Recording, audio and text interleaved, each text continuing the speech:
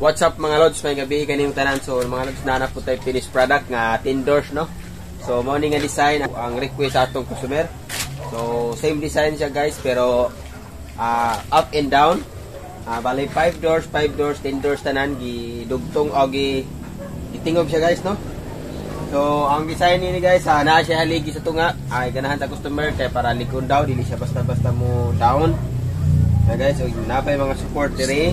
Ilaos na to para mas pindot jud, no? So ang logo niya guys, mao gihapon ang design nga gipili sa atong customer. Nga kung say naa dito sa picture, mao atong i-deliver, no? So para dili gid sila magbahay ba. Magyapon ang gadak ko nato guys. So same design sa mga gina-post na ko sa video, no? So bali ang pababaw guys is 24 inches. Ang bukang are is 20 inches. Ang padungan to is 22 inches, no?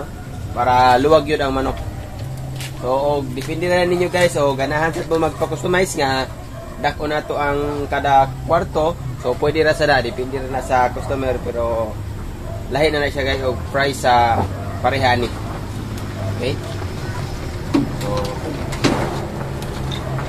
So ayan guys, mga katuday mo order, pwede na mo mga-PM na ko nya para og naamoy mga additional nga kabuhat. Mahimo ra gyud nato na o himo ra gyud nato na pamaagi, no, para mabuhat ang inyong mga request, no. Ayan guys, so mao to guys ang akong masulti kay sa akong gibuhat nga 10 doors kadaghanan ning ani man gyud ang style. Ang uban wala ani, pero karon na ana basta 10 doors para mas tigon gyud. Ayan guys, wala maka-follow, like, and share sa akong mga video, and thank you guys sa inyong mga support sa akong mga video. And guys, thank you for watching. Bye bye.